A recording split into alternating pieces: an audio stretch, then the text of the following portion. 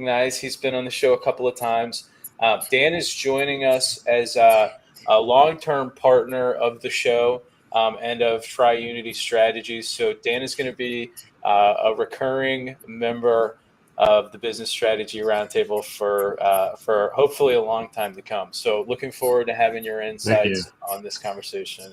Hey, are we gonna get into what like Susan and Melanie are doing? Because I'm pretty interested already. Yeah, absolutely. Cool. Yeah, like man, cannabis restaurant. That sounds awesome. Yeah, it's going to be very exciting. And I don't mean to say too much about my my private life, but I've had some of Susan's work, and I will tell you, it is better than I would say 95% of any baking that I've ever had in my life. So she's going to do some amazing things here in Ohio. And Melanie, I'd love to start with you. So we're going to first talk a little bit about what you guys are working on and how you guys got to this point in your journey. What motivated you to get into cannabis, and what motivates you guys specifically with what you do in the industry. And then we'll talk a little bit about how you guys see the cannabis industry evolving in the States, and what we've seen of the cannabis industry and how it's evolved in Australia, which I think is a really tremendously exciting opportunity to learn from you, Melanie. So thank you for being here. I'd love to start with you. Tell us a little bit about your journey and how you found yourself with a career in cannabis. How exciting. So exciting, and what a career to have, and what a time to be alive, right? Yeah, So my background actually is in psychology. So I'm really interested in people and their behavior. And initially when I graduated, I came out and I was a behavior therapist and a family therapist, and very quickly realized that my power was actually in driving policy reform and system reform. So I've worked in the mainstream public healthcare system as a project manager, operations manager, running healthcare transformation projects for over a decade. Person-centered care, integrated care, keeping care in the community, culturally responsive care, really beautiful healthcare with the heart. During that time, and actually since I was 15, I had a recreational relationship with cannabis, which in fact is not legal in Australia. We don't have an adult use market. So about 4 years ago, almost 4 years ago, I became a medical cannabis patient in Australia under our medical system. And then 2 years ago, I entered the cannabis industry as a professional, and currently I wear 3 hats. The first hat I wear is actually, they're in no particular order. The hat that pays my bills and pays my mortgage is as a healthcare strategy and programs lead for a large cannabis company with a footprint in lots of countries around the world. And my job there is effectively to socialize the idea of cannabis and to connect mainstream public health and the cannabis industry. So I love it, doing God's work. My second hat that I wear is as a consultant, and I've consulted in the cannabis industry, and I was consulting full time for 1.5 years, but I do still consult, and I consult with lots of different cannabis companies, effectively from seed to patient. And in fact, I've worked with 30 different cannabis companies in the US, the UK, and Australia, and New Zealand, and Thailand. And the other hat I wear, and probably my favorite one, is that I'm the author of Cannabis Queens, which is a book that is launching at MJ BizCon this year. And it celebrates and explores the relationship between women and cannabis. And it kind of gives the cannabis naive folk, but also folk who just love cannabis in the industry, a peek behind that green velvet curtain. And for me, the driver for that is representation. Fantastic. Thank you for that introduction. Where I want us to ultimately come back to start is more detail on Cannabis Queens. But before we take that trip with you, Susan, I would love for you to give a similar introduction about what you're doing and where you're at. Folks that have seen the podcast before know that we typically do an interview in the first half that kind of gives an idea of the entrepreneurial journey. So we've got a lot more folks than we usually have on today. So it's going to be kind of a spinning interview. But I would love for you to give folks a little bit of perspective on how you're doing things in your journey, because they're all different. Absolutely. So, again, my name is Susan Hamilton, but people know me as Madam Butterfly from my business, the Black Butterfly Effect LLC, where I make premium pastries and desserts with marijuana and sell other cannabis related items. So, where my journey began is, well, I've always, not always, probably since I was like 15 or 16, used marijuana recreationally. I used it to get through college, A's and B's. Can I And it pause? was Can I interrupt you? Because absolutely I think one thing I'm like most excited about for this particular episode is we have two for sure, maybe three really high-powered business people that have utilized cannabis as a tool to help them be more effective. And what I yes, heard you say is, I used it to get through college. And then I you did. proudly said A's and B's.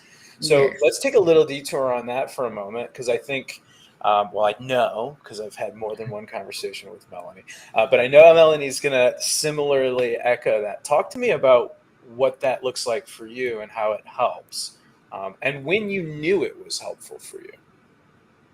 So it actually makes me focus. I typically smoke indica. Sativa gives me a headache.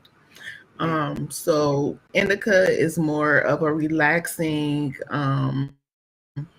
stress reliever, mellow type of buzz. So I typically smoke indica, and it just helped me to be able to focus and drown out all the other noise from around me. I went to a party college.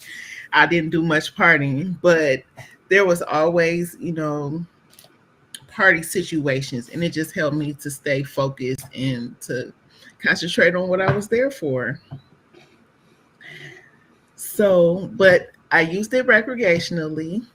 And then after I had my daughter, I slowed down some, but my mom got sick. And then after she got sick and wanted to pass away from the pain, I wanted to find something that would help her.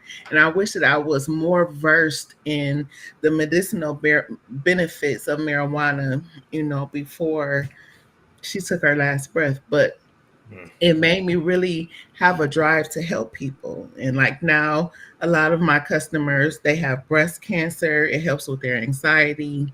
They have lupus. It helps with their pain.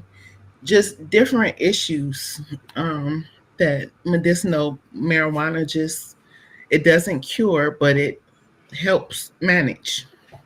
Absolutely. So Sorry for your loss. where I am in my business, I'm sorry. No, I that's said, okay. sorry for your loss. I'm a little nervous. It's my first podcast. Kicking You're ass. doing great. Yeah, you're knocking it out the park. Amazing. Yeah. But where I am now, I was very popular during COVID when there were a lot of small businesses doing pop-up shops, and um, I was a popular commodity because nobody else, I don't know if they were brave enough or didn't think about it, but I would go up and set up at the pop-up shops. And What now is a that pop-up shop, Susan? a pop-up shop is like where a group of small businesses get together and they set up tables and just people come shop with them. There were like large pop-up events in parking lots where somebody would say, hey, we're popping up on Sunday. And we would just go pop up and sell, what we had. And it was very lucrative until, the authorities started getting a wind of, people selling things without vendor's license or health department um, licenses. But I've it, had more than one person on the podcast, and we've done 11 of them. I've had more than one who have said, well, more than two, I guess, that have said that the early part of their entrepreneurial journey included regulators or the police in some way. right. And I think I've told this story before, but one of my early interactions with entrepreneurship was, I had identified as I'm a diehard Steelers fan, just goofy, silly Steelers fan. And when I was a kid, I was an even more silly version of myself because I was a kid and I was still a Steelers fan. So you can imagine how that played out. And I had again, I've talked about this. I grew up in kind of a lower income home, so I wanted jerseys and I wanted to be able to represent the team. And but I couldn't afford the jerseys that were hundreds of dollars for the quality that actually didn't fall apart. So I figured out how to get jerseys that were manufactured in China for like really, really cheap. And I ultimately decided, well, I can sell these because, and similarly around 13 or 14, I got a cease and desist letter from the NFL. So I love that your journey also includes a little bit of stretching, outlaw, just a little bit. And I think for some people, they might feel like, oh, well, because it's cannabis, but that's a part of what we're looking to dispel here. I think that's a big piece of what Melanie does and is talking about, because you hear Susan's story and it's all about her journey, how cannabis has helped her, how people in her life could have benefited from it, and how she ultimately found a way to give that gift back to her community. And all I hear is the entrepreneurial journey. Something impacted me in my life, and then my life became devoted to bringing that thing to others. That is the entrepreneurial journey. But I know there are people that will listen to this and will, until I say the thing about the NFL and the cease and desist letter, will have a certain conditioned feeling towards the way that you described that. And either, Dan, if you have something that you want to jump in, but I want to direct the question to good Lord, I'm ahead of myself, to Melanie. What do you think about that, and how in your professional world, where you do a lot of kind of mitigating those types of conversations, how would you present your expert opinion to that? Yeah, so I would begin by saying, first of all, I'm very hungry right now. This sounds amazing. I would find it's 9 a.m. here. Like, let's go. The second thing I would say is that I have bought plenty of home-baked products from church fetes, from school fetes, and no one has an issue with it. The issue comes when there's THC involved. That's what attracts the attention, right? So in terms of women who bake for their communities, that is the heart and spirit that I hear, Susan, coming through. And I love that, right? Because it feels very nurturing. It feels very community focused. And I love that. The fact that it has THC in it, yes, THC is obviously heavily regulated in one way or another, no matter where we are. So in terms of the spirit and heart of what you did, I actually really love it. I think it's really beautiful. And in terms of where that fits in I guess, cannabis governance, if we think about the 4 levels of governance, right? And more generally, you've got the law, you've got legislation, which comes from the lawmakers. Then you've got regulation, which is about the implementation of those laws. Then you've got, quality standards, that you've got guidelines and standards, which may or may not be optional, depending on where you are. And for those that are optional, often the implementation is reinforced by financial incentives in healthcare. So, for example, in Australia, if a general practice follows the Royal Australian College of General Practitioners standards for their practice, there's a large financial incentive. It is still voluntary. And then you've kind of got rules, and rules are the ones that we're typically a bit flexible on. So in terms of governance, and we think about how that applies to cannabis, it's different in the States. There's 51 different versions of it, right? And then in Australia, there's actually about 7 different versions of it in Australia. It's not as differentiated as it is in the States. Our driving laws are at the state level, but our cannabis law overall is national. And I talk about this, I know I've gone right from the community bake all the way up here to legislation, but it's really important to think of the system top down. So why do we have regulation and why do we have quality standards? In principle, they are, to protect patients. When we talk about cannabis in a medical setting, or even in a recreational adult use setting, they're to protect the consumer, the end user.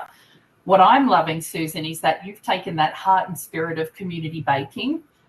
You've done it with plant medicine.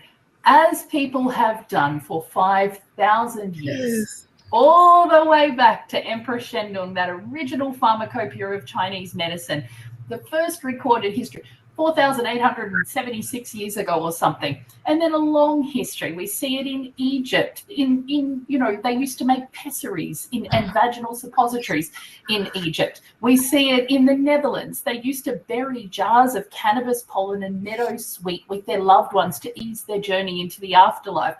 Look at the Physica series that was written, by a German nun. She did 9 editions and dedicated a whole chapter to hemp. So we have been using cannabis to medicate, to feed, to support, to build wellness in our communities for a long time. And when we do that today, when we home make an edible, we are still doing the same thing.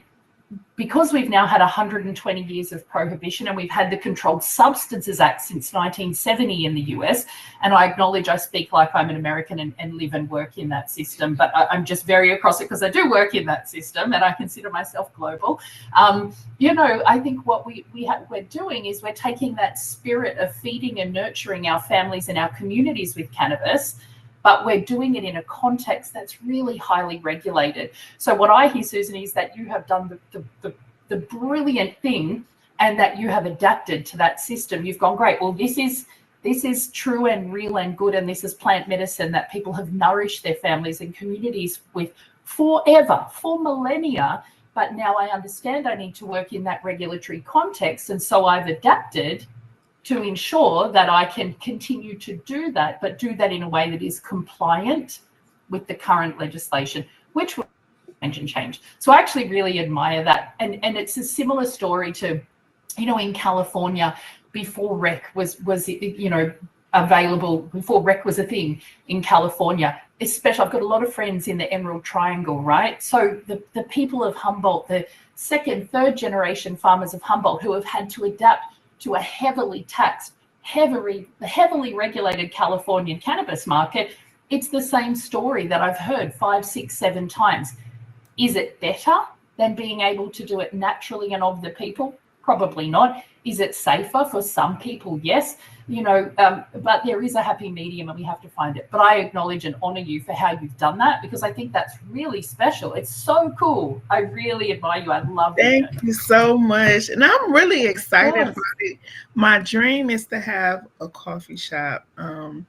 I want it to be an upscale experience where people can come. It's sort of like a Starbucks on weed, where people can come in and enjoy during the daytime and meet their friends. Like, I don't know if you guys have the show Cheers in Australia, where everybody knows your name. You could just come in and relax and get a nice pastry or dessert and a nice cup of specialty coffee, and then the evening a lounge with a live entertainment and a fully infused menu, a nice smoke room in the back with a good ventilation system, because I'm a lady. I like to smoke, but not in public because I still like to smell like a lady. Yeah. But it's awesome. I'm excited, and I'm a little bit nervous with the way, I don't know if I should bring this up or not, but with the way our election went yesterday and how more conservative people are making the rules. So I'm not sure, what the regulations are going to be. And I've had this dream for a while. The only thing is my day job, I work for a government agency. And since marijuana is not federally legal, I wasn't able to get a license to actually open my coffee shop or get a license to bake my goods legally. So Susan has a really interesting element of her entrepreneurial journey, which is actually relatively common. Not common in that you're not common as it relates to your specific situation with federal laws and state laws contradicting, and that's very complicated and different. But from the entrepreneurial perspective, many entrepreneurs' journeys start with them straddling two things. the thing that keeps them alive and keeps them going day to day, and the dream and the thing that they're passionate about. And I'm hearing that is a function for you right now that is intertwined with some really complex regulatory things. I'm confident that prohibition will continue to come to an end in the States because it's popular amongst the people. And I now, not to allow myself to get too taken down that road, I do believe that you have every reason to continue to feel optimistic about your dream.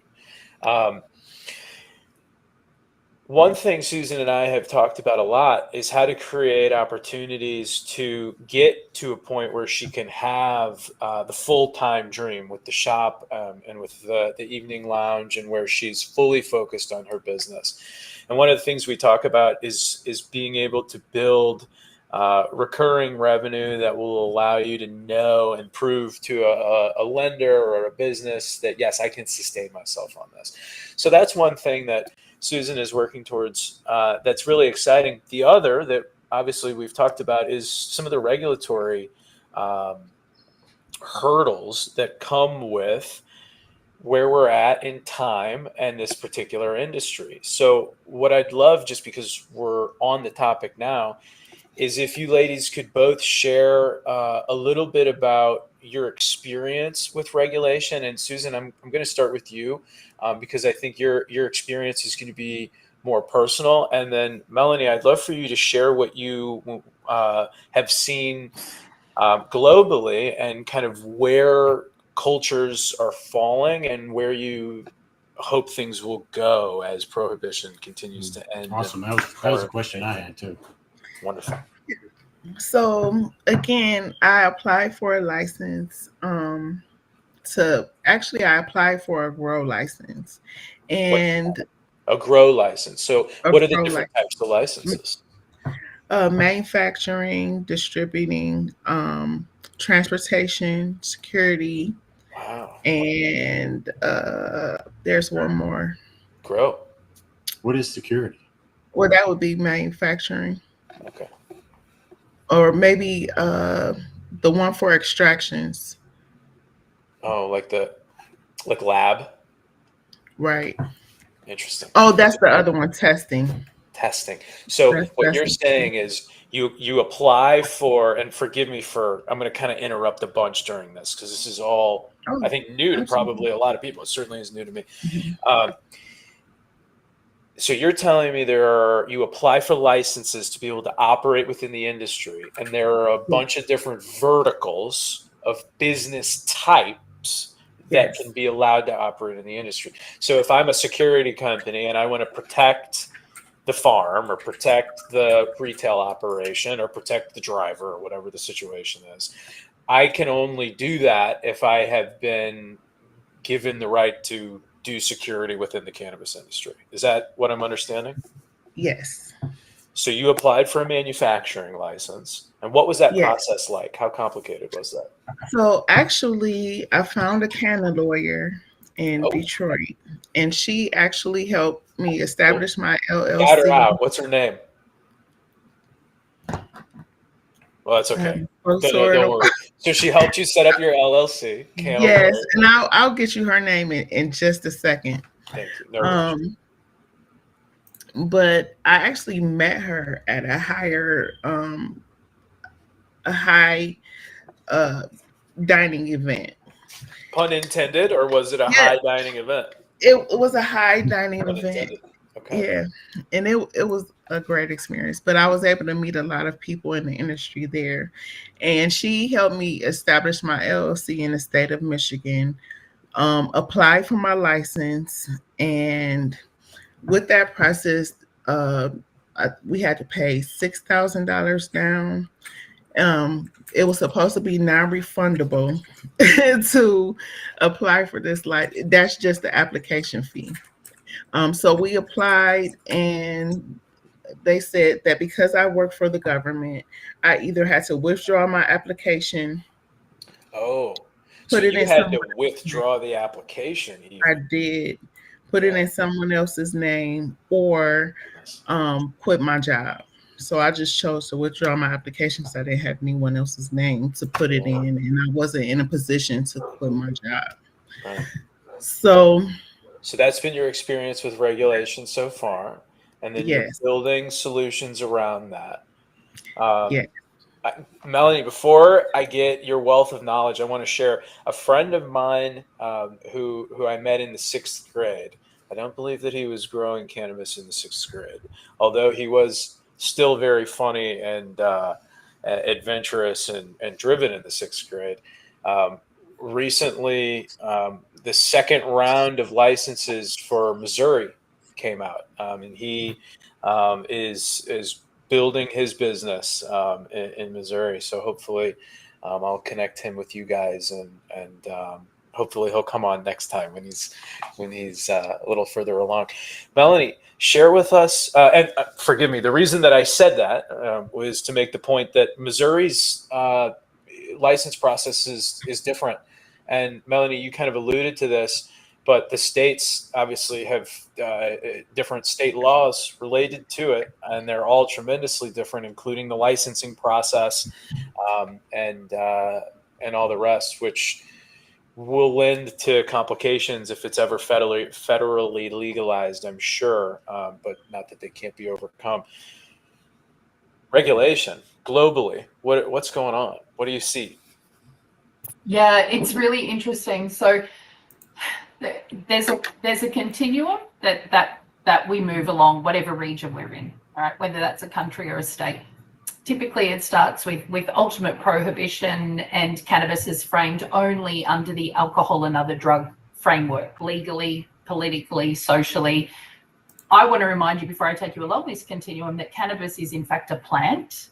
It's only a plant. The plant does not care what regulatory context you place around it. It will deliver the same therapeutic or euphoric or unwelcome side effects, or whatever that plant is going to do for you. It is really not informed by the regulatory context.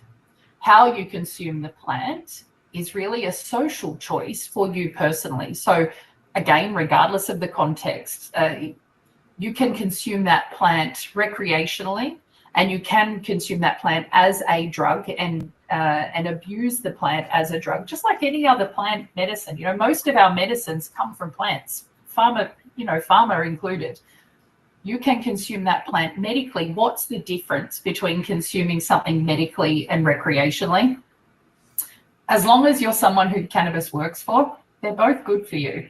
And many people who consume recreationally are actually self-medicating, and that's okay. But what's interesting, yeah, Susan. I would say the difference is intention. Yes, absolutely, and how we and how we intention and how we implement that, right? So if we need cannabis medically, if we use cannabis medically, that means it's under medical oversight, right? Which means a cannabis doctor, a cannabis nurse, a cannabis coach. When you use the plant medically, you're articulating, based on your intention and the intention of your prescriber, how you use the plant and the outcomes you will get. So, and we see that again within this larger spectrum of how regulation moves in time. We think about the spectrum of medical use. So there are babies who have pharmaceutical resistant epilepsy who utilize full spectrum cannabis oil to stop their seizures and keep them alive, right? Also along that medical spectrum is someone like me, also an entirely valid medical cannabis patient. I use it to manage my ADHD. I use it to manage my high-performing anxiety. I just cannot switch off at night. So cannabis helps me to do that. It improves the quality of my sleep, which improves my mood and improves my well-being. And I use it for primary dysmenorrhea, which is period pain. So my greatest use during a month is during the week of my period. So I am a great example of a medical patient, as is a baby who has medication or pharma resistant epilepsy. So within the medical spectrum, all of that exists. So if we look at regulation over time along that spectrum, we start at complete prohibition and all framing under the alcohol and other drug framework. Then we move along to CBD only. Hi guys, a little bit of THC, that's cool. You know, we usually have, I think we've got about 5 states hanging in that area at the moment still. Then we scooch along and go, okay, well, we acknowledge that THC is also medicine. You can't spell healthcare without THC. I mean, you can, but a better impact is when we engage that entourage effect, which is when we have full spectrum, or at least broad spectrum cannabis medicines, and or products or foods or cakes or whatever it is. And then once we get comfortable with that, then we go, well, okay, we can see that the risk profile on cannabis is so low. Not a single death over 5,000 years of recorded use, not a single death attributed solely to the plant. Yes, there are drug interactions. There are other people, you know, there are people for whom cannabis is not suitable and it might elicit behavioral impacts that are life-ending. But cannabis itself has an incredible safety profile. So when people get comfortable with that, we go, well, no one's going to die. So let's make it rec as well. And then we can tax the hell out of it. So that is kind of the continuum that we see. And if you look anywhere in the world, that is the journey. No country goes from full prohibition to full legalization ever. We have to take time, and that is okay. I actually think it's really important that we establish a medical system before we establish a recreational one, because although it's not ideal, medical equals research. So if it's in a medical system, we've got research, we've got evidence, we've got experts, we've got professionals, and we establish a system that then, you know, this is like the stalk of the plant, and then, you know, recreational can bloom because it's well informed. So, I mean, God, I could talk about it for days, but in, you know, overall, I think that's the journey that we go on, and we don't always make it all the way along that continuum. Some people and some states and some countries will just stay at medical. And again, that's okay too. What we do see, and that's where Australia is at this point in time, what we do see is that we then have a pseudo-rec market or a pseudo-medical market, which is where everyone is using the medical market for access. But my personal politics on that are, that's okay, because does it make it safer because we've got medicines that have been tested, because we've got medicines that have had money invested to grow the most beautiful quality medicines with massive terp counts, with beautiful buds. Yes. Does it make it safer for a woman who wants to purchase cannabis who won't be propositioned by her drug dealer in an illicit market? Hell yes. Does it make it safer than buying your weed behind the bowling alley? Hell yes, it does. So for me, I'm very comfortable with the idea that medical kind of picks up everyone. And that's kind of where Australia is at the moment. But when we get rec, what's important is that we maintain that medical system. And I believe the medical system will be stronger and better. We don't see that stronger and better piece happening in some states where they go rec, because investment in medical stops, because it's much sexier to be in a dispensary than it is to be in a pharmacy, okay? And there's a much bigger perceived market for cannabis brands to go to rec. So medical sometimes misses out. But by maintaining that medical market, which is so important for those babies, you know, then, we have a better medical market and we have a rec market. So that's kind of the utopia for me. We're all on that continuum. Currently, we're at medical, and I think we need to get that right and keep that right. And I must add on that, I think that the reason that medical programs fall over in some states when rec comes in is because in the States, God bless you, they're not actually really medical programs, because the cannabis is not federally legal. It's not an FDA-approved medicine. Doctors cannot prescribe a particular cannabis medicine. They can only make a recommendation. That's all. That's the only medical touch point. Wow. Patients are then thrust into the retail market at a dispensary. So more robust medical market plus a rec market, the dream. Very interesting. Very interesting. Thank you for sharing all of that with us. I think I could listen to you talk about the ins and outs, that type of stuff for a lot of time.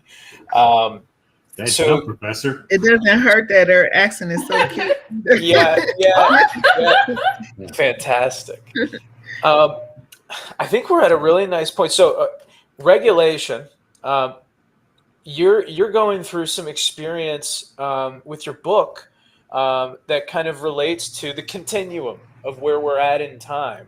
So I want to use this opportunity to kind of transition into that, unless anybody has anything else they want to talk about as it relates to regulation. I do think we could talk about black market stuff as it relates to regulation, but we could also probably fall into that conversation later on if you want to go ahead and let's talk about the book, and let's talk about how where we're at in the continuum is affects this type of thing. So Cannabis Queens, what are you doing? What's that? And I'm not talking about you two ladies. I mean, I can't wait to Well, I guess I am regulation. talking about one. I guess I am talking about you two ladies. Yeah, it's such a beautiful book. You know, I'm so excited about it, and I'm so confident about it. And I'm going to tell you about it, but let me preface this by saying this is something I felt called to do. This is something that has been a labor of love. This is something that I've been on a journey with a publisher and getting dropped because it was a book about cannabis. So I'm now self-publishing. I've self-funded. If I ever break even for what I've spent making this book, I'll be delighted. If I ever make money off it, I'll be even more delighted. But really, this for me, I felt called to become the vessel for these stories and then to share those stories with the world. So how the book started is I pitched this book to a publisher, and I had 3 slides in my presentation. And the first slide was cannabis prohibition posters. You know, all the women, negligees. Can I say titties? Titties out. Blank me if I'm not allowed to say titties. You know, yeah. You know, hand on the head, you know, like, you know, that very sexualized, very bad girl image, right? And on that, and I talk about this in the book, and I'm just going to divert so quickly because I think it's such an interesting point. Why those posters are like that is that America was already accustomed and had already been influenced in World War I by propaganda.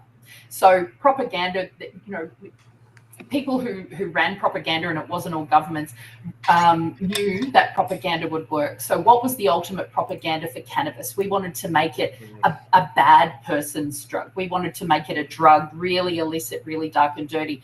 So what's the most powerful tool? Is we take a woman, and it's a burden that women live under all the time. Even today, we're the Madonna or we're the whore.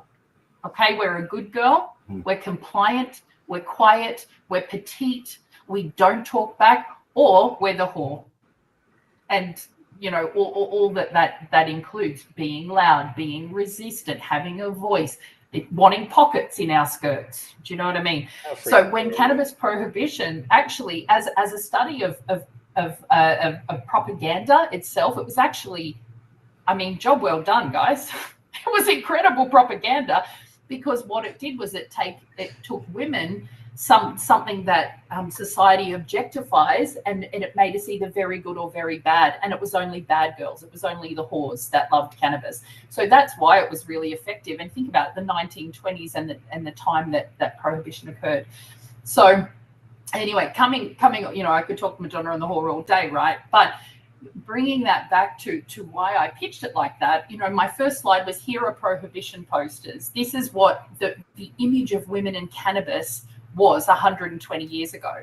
And my second slide was a bunch of screenshots that I had Googled that morning of women in cannabis, cannabis and women, cannabis girl, 420 girl. And you're going to know what came up, right? A whole bunch of girlies in their knickers, hitting bombs, you know, ripping dabs, like, again, very sexualized. And I'm all for it. Like, I love a 420 girl, right? And we're all hurt at some point in the week or month. Yeah, girl, Susan, you know what's up. We don't mind. We love it, right? We love all the women. We're cool. We're fine. But it didn't represent everyone, and it doesn't represent everyone. So I truly believe that not only does the narrative of women and cannabis and our relationship with the plant need to be rewritten, but actually, by improving that narrative, we will improve the cannabis narrative overall. right? So how special that I potentially have the power to move that needle even a little bit. And then my third slide was I showed everything's a spectrum. So again, I showed what occurs at the other end of that spectrum, and I showed the babies who and the children who have refractory epilepsy and seizures that just won't stop. So I showed Charlotte and Paige Figgy, and I showed Billy and Charlotte Caldwell, and I showed Lucy and Dan Hasler. I showed the true medical. And so when I pitched the book, I said, this is what it was 120 years ago. This is what it is now. But this is actually also what it is now. And I want to show everyone. I want to show all of our stories. I want to show that high-performing people, as you rightly pointed out, Zach, high-performing people consume cannabis for a variety of reasons, all of which are very valid and are still high-performing people. So that was kind of where the book came from. It was about representation. And I did think initially it would be a series of interviews and I would just do the transcripts. No, Universe was like, no, girl, you've got a bigger job than that.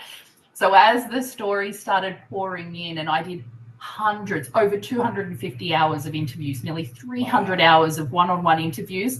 And with 75 women, I did informal interviews as well. And I did a global survey, and I got 212 responses, very in-depth.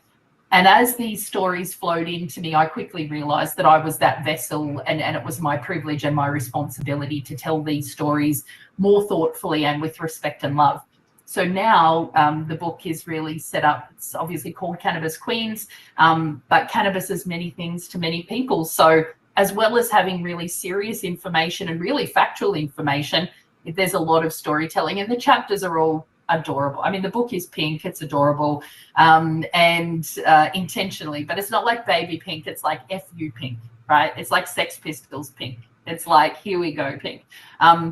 But, the chapters are called things like Best Buds, Cannabis and Intimacy. It's called High Hopes, the medical story. We've got Let's Be Blunt, Cannabis has an image problem. So it's a fun read, but it also really dives into all of the different kinds of stories of women in cannabis. It's so good. You're going to love it. It sounds good. I need to figure out how to get a copy. Don't worry. I'll give you a link. We're good.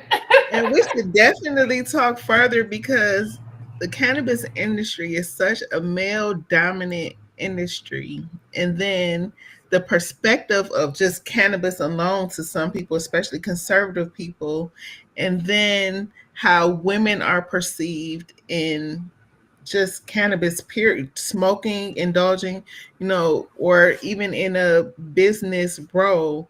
I feel like we're not taken seriously enough. So, yeah, I would love to talk to you further about that. Yes, let's do it. Honestly. And, I think, Susan, I want to acknowledge as well my privilege as a white person. I suffer all of that, but beyond that, women, Black and Indigenous people of color have that extra barrier, right? That extra barrier, that extra expectation of excellence. I have to work as a woman. We love guys. Guys, don't freak out. We love guys, right? But it's true, and there's nobody hassles me anytime I smoke ever. I've never had somebody hassle me for smoking ever in my life, but I have consistently.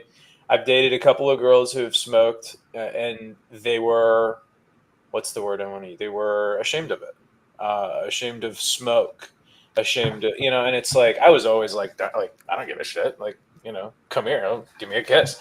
But I get the point, and I've never had, so it's a very valid point, and please continue. And I said that earlier when I was talking about my coffee shop. Like, I'm a lady, I like to smoke, but not in public. Right.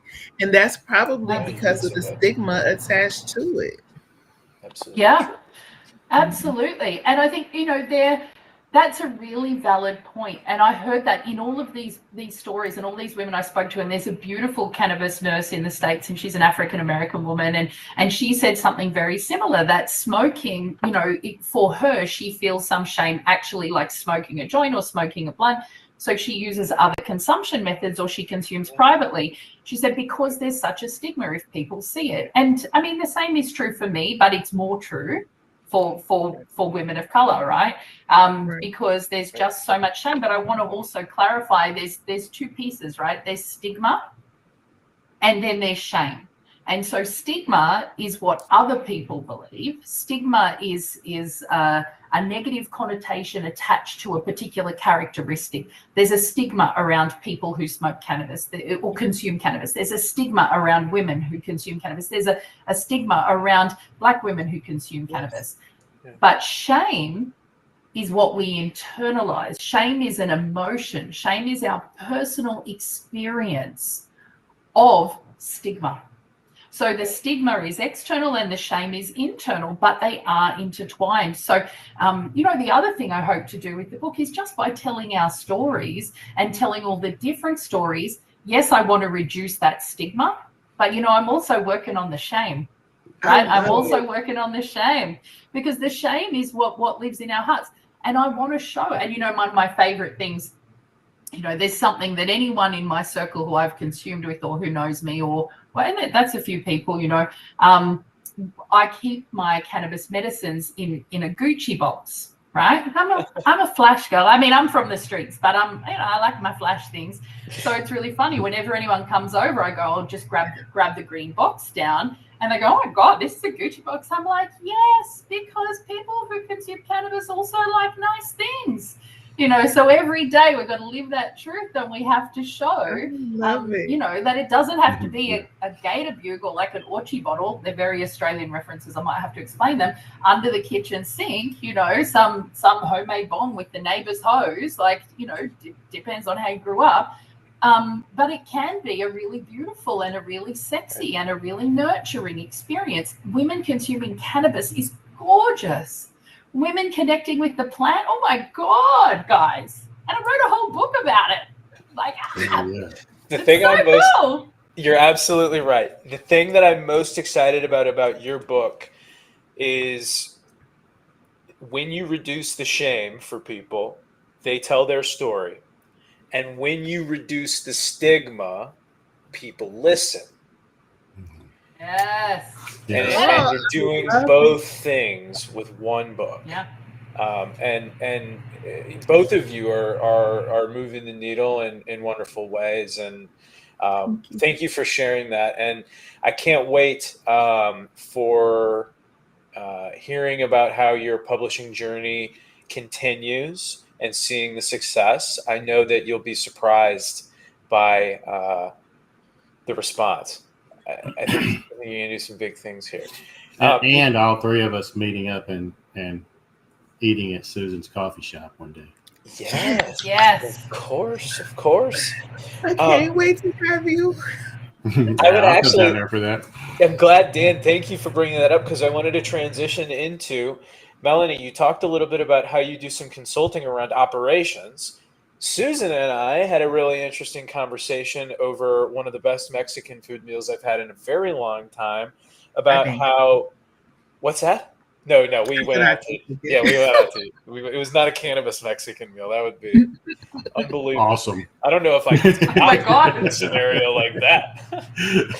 So we went out, and she was telling me about how she wanted to go get her own experience operating in something, either a retail op or something, so that you could, from the inside out, see what it's like. Right. So with that being said, knowing that that's something that Susan's particularly interested in knowing more about, I wanted to give Susan the opportunity to ask you a couple of questions about the different things that you've seen in the industry, and let you guys kind of ping pong back and forth for the audience what it looks like to operate in cannabis, because I have no freaking idea. I know how to operate business at a high level, hiring process, sales, make it look good. This is the way people think. What's going on under the hood? Susan, ask some questions. What do you want to know? So I want to know how do you get people to take you serious? How do I get people to take me seriously in this industry, with me being a woman and African American and not a rich white male? So how do I get the vendors and suppliers, or who? Yes. the vendors, Yeah. suppliers, other owners. Like even there was a dispensary that I frequent. I made beef roast, mashed potatoes, green beans, honey butter cornbread. Damn. I made Stop it. the Stop it. delicious chocolate Oreo cupcakes, and I took them to the dispensary for the owners to try and all the other bartenders, and they didn't even give me a call back to say thank you or anything. And it was all infused and made with love. It was so good, and they didn't even say thank you really. Like they were Yeah, excited it's- when I brought it, but just Yeah, I bet. Yeah, right. Yeah, it's really hard. So I love that question. I think a lot of the rules that apply to more general business relationships apply to cannabis, but I'm gonna delve into the cannabis specific part, right? So the first thing to note is that often, and it's not great, there are things about the cannabis industry and cannabis industry culture that are amazing, and there are things that are kind of rubbish. One of the things that's kind of rubbish is that there's a lot of ego in this industry. People who love cannabis think they know it better than anyone else. And I will make the gender distinction. The people who are worst at that, like the people who are the worst, are male growers. They are like, my bud's You hear that, a Adib? liar. right, Yeah. right. Like they can't be taught anything, or they already know everything. Is what you're saying? Yeah, they think they already know everything, and they're That's very the knowledgeable, right? But it's the worst, and it's in any industry that's the worst. But in cannabis, that's very particular because we're rising up out of an illicit culture, right? Mm-hmm. And in illicit cultures, you have to protect your ground, you have to protect your patch. It's highly competitive, which makes people who come out of illicit culture into the light actually great competitors, but it doesn't necessarily make them very collaborative. So even at that level, even if you're gifting something beautiful for people to try, even if it was absolute fire, everyone's going to go, yeah, it was all right. Competition. That's crazy. It was fine. If anything, this It was industry fine. should be collaborative. Right. Correct. That doesn't make any Correct. sense. Fear. Correct. I mean, Dan, you see it in tech. Yeah. I'm gonna grab the wheel on this one for a second. Everybody hands off. Right. You see it all the time in tech. How much green freaking space, no pun intended, how much green field is out there in the tech world? There's so many people that need the services. There's so many people that need the new technology. But what do the people do? They get into fucking little feuds with each other and they fight with each other. And they screw you over just a little bit of money. And it's silly.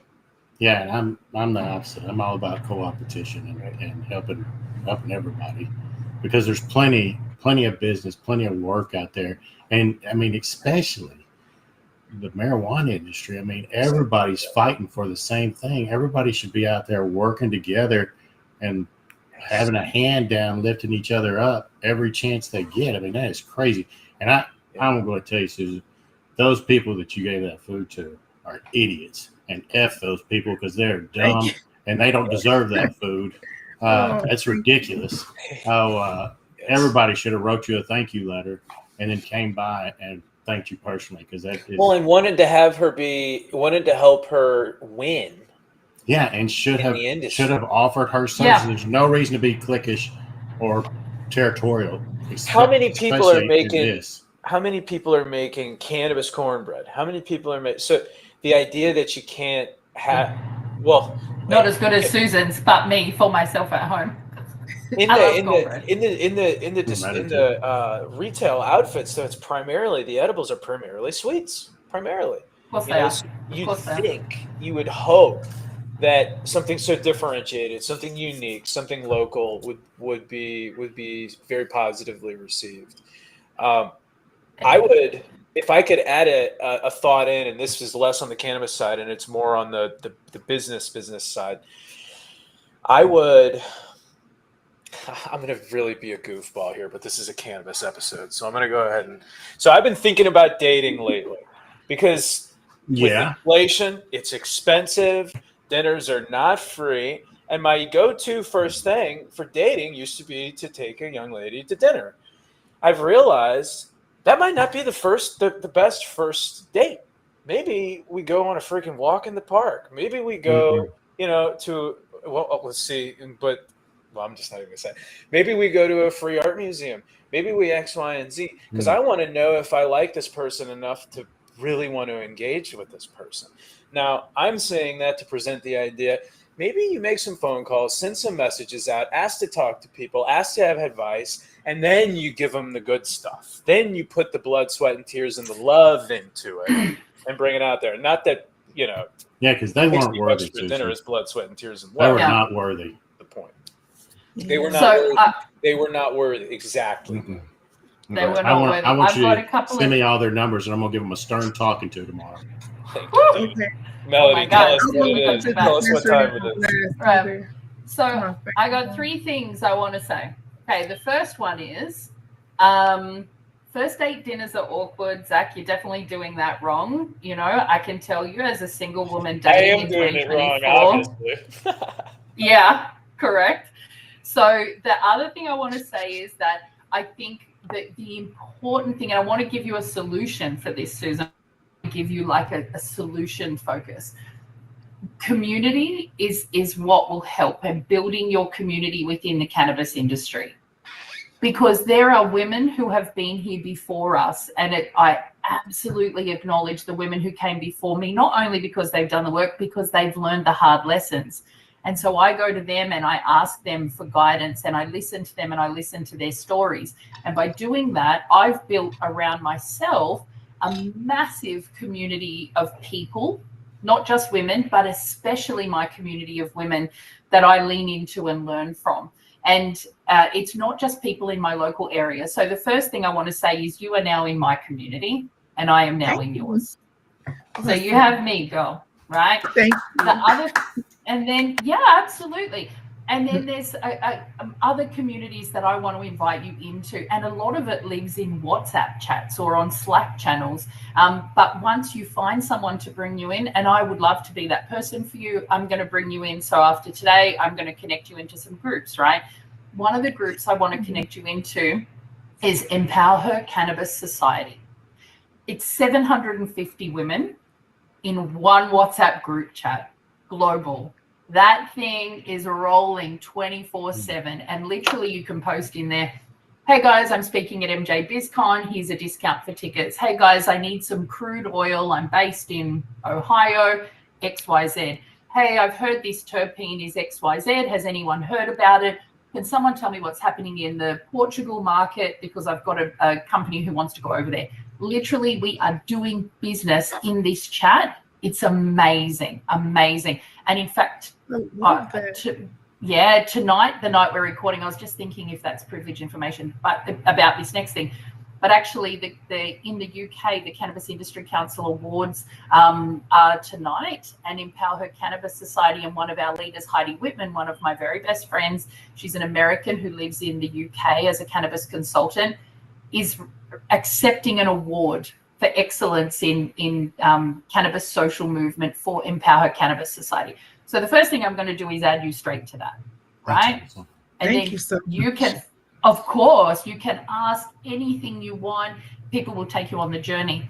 The other thing I want to do is invite you into my immediate community. So any contacts that I have, in Ohio, I'm going to connect you with, and I have a few actually, just to talk, just to learn from each other.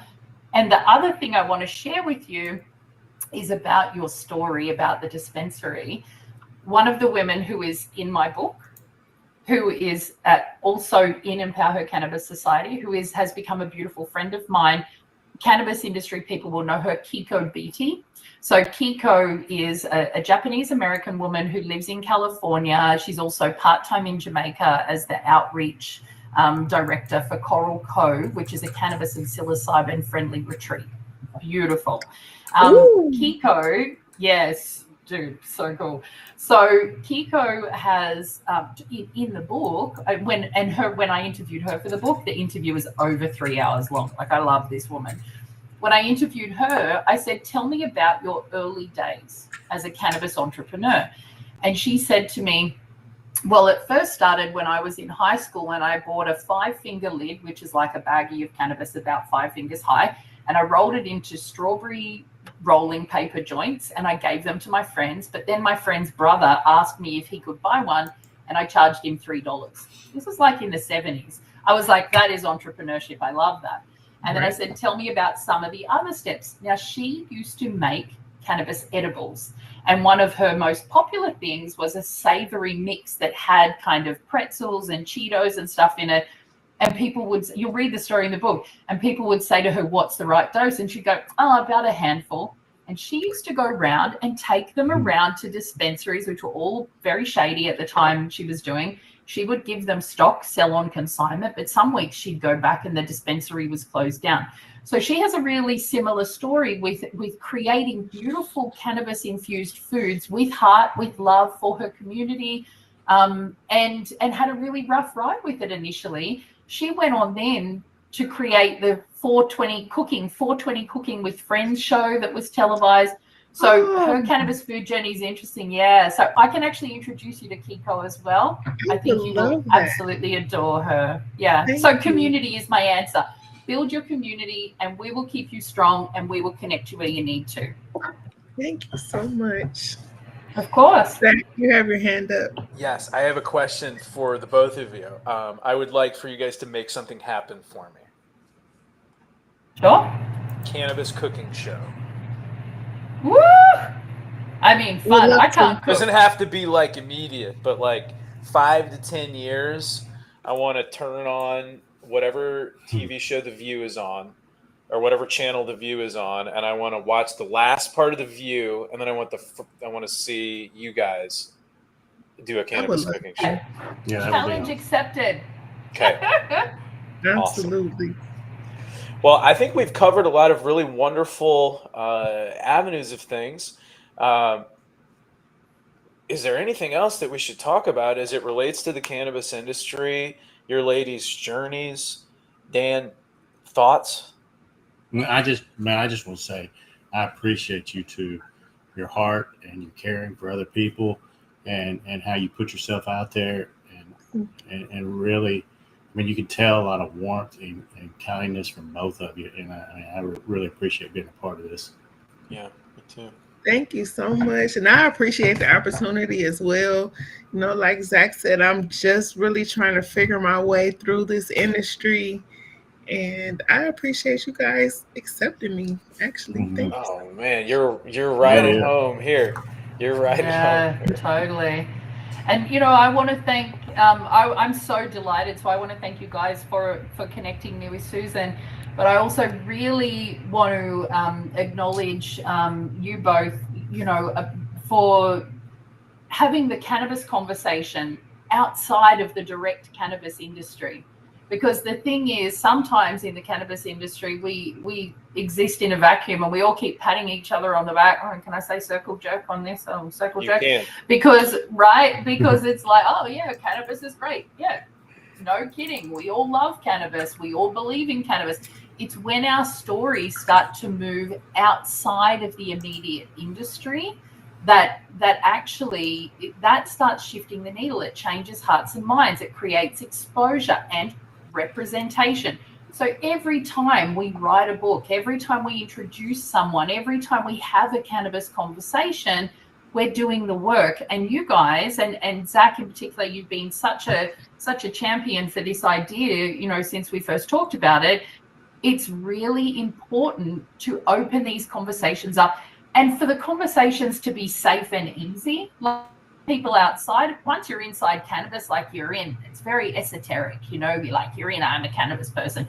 And that's very cool, but that is kind of intimidating sometimes to people outside the cannabis industry who don't yet understand the difference between a sativa dominant and an indica dominant. And that's okay. Everything, again, is a continuum, and our relationship with cannabis changes. So by inviting people in at the start of their relationship, that's the top of our funnel of creating people who understand, enjoy, and can benefit from cannabis. So thank you for broadening the top of the funnel and opening people up to these stories, because they are magic, and creating space for them is a magical thing to do. I'm honored to even be able to be in a position in my life to be able to have these types of conversations with folks. It's a tremendous reward to get to talk about creative business ideas and interesting industries. And cannabis is something that is close to my heart. It's close to the hearts of a lot of people that are close to me and family. And I do believe it to be something that can be highly effective, no pun, actually pun intended, highly effective for tons of different people at varying levels of use and for varying reasons. And what I would love to see is people like my mom and people like my grandma and people like some other people in my life that I won't mention because they wouldn't appreciate it as much, to be able to have solutions related to cannabis, as opposed to really serious pharmaceuticals and other options that are different. I'm not going to sit here and at the end of a podcast go into a whole pharmaceutical thing, but I would love for a world where less invasive options were available. And again, like I said, it's meaningful to me in my own life to be able to have these types of conversations. And I'm super grateful that all three of you joined and were a part of things to have the conversation as well. And all three of you guys are pushing the world forward in some great ways. So thank you for being here. I'd love for you both and Dan as well, just because you should be in the practice of doing it, to give like an elevator for anybody who were to want to work with you or to want to get connected with you and learn more about your business, how to do that and what it is that you guys do. And then we'll go ahead and wrap up and tell everybody happy Friday. And you couldn't even tell this was a pre-record. So perfect. No. Melanie, would you go ahead and start us off? Yeah, perfect. So anyone who would like to learn more about me and my story and the other books I've written, you can go to www.melaniewentzel.com. Wentzel is spelled with a W. I'll give Zach all the links. And that tells you about me, my career, my work, my consulting. You can see my capability statement there and connect with me there. I would also love people, and LinkedIn is great. I live on LinkedIn, so please find me on LinkedIn. The other thing is to go to www.cannabisqueens.world, which is where you can pop your email address in. And as soon as I open pre-orders in a couple of weeks, you'll be the first to know. So they're my two places, plus absolutely LinkedIn. Have a conversation with me, whether you need a consultant or just a friendly ear, or whether I can connect you into my community and my network. And I'm going to connect you with my friend Adib. And I made a joke that he's tremendous. He's a grower. He's wonderful. And he's extremely open to feedback. So that was a joke. I'm going to connect you with him. I'd also like to connect you with a friend of mine who is operating a startup that's focused on reducing stigma and shame around hallucinogenics. His focus, yes. We talked about that yesterday, and his focus is the idea, really, really similar to yours, that sharing stories can reduce shame and reduce stigma and move some of those plants towards ways they can be more helpful to the community. And I don't know enough about that either to make any type of statement, but I do want to connect you with him. His name is Doug, and I hope to have him on for those that are interested in what I'm saying right now. Susan, if people want to learn more about the black butterfly effect and Madame Butterfly, how can they do that? And what services and products do you offer? Well, currently I only have an Instagram page. I thought about doing LinkedIn because of my government job. I haven't done that. Smart. But with Butterfly Effects, you can find me on Instagram at Butterfly Effects PPD on Instagram, and I will make sure that I have that right for you so that you could post it. And Thank you. yes, I can make any dessert, any food. If you want to have a treat table at a wedding, I will be glad to do that. Girls' nights, infuse anything, drinks. Moving to So- Ohio. Oh my God. Yeah. One thing I want to say, anybody that is looking to spice up an event or something that they have where they have large groups of people that are consuming, Susan's baked goods are absolutely unbelievable. And I know her food is as well, even though I've not had the luxury to try it. So if you're looking to do some kind of creative event using cannabis, you would not miss at all reaching out to Susan. Thank you for being here also. Dan, man, thanks for being here and kind of playing fly on the wall and Yeah. giving some great questions. Tell everybody a little bit more about you and what the hell you do. And will you be here next week also? I don't remember what. Yeah, heck yeah. I'm Dan Sitton. I'm founder of Guardian Technology Group. I've got 25 years in cybersecurity and 20 years in banking cybersecurity. I've been a chief information security officer in the banking industry.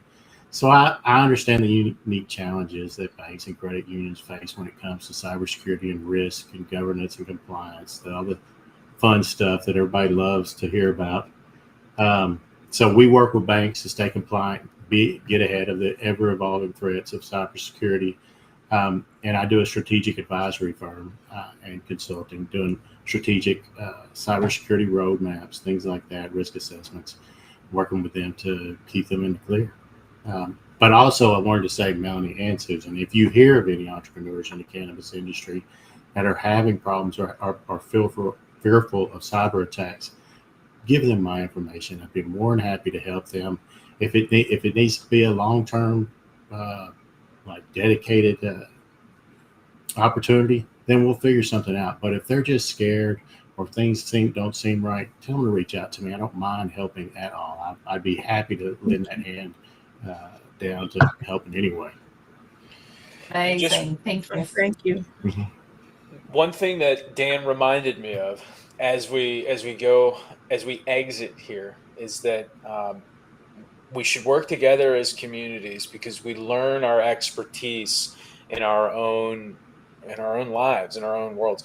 Dan's an expert at what he's an expert in because of his journey.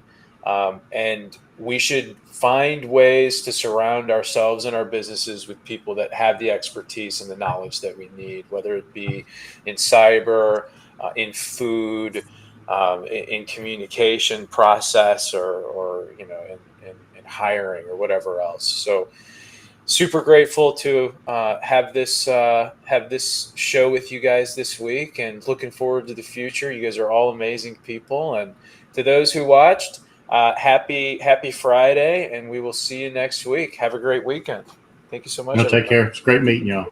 Bye-bye. Bye all.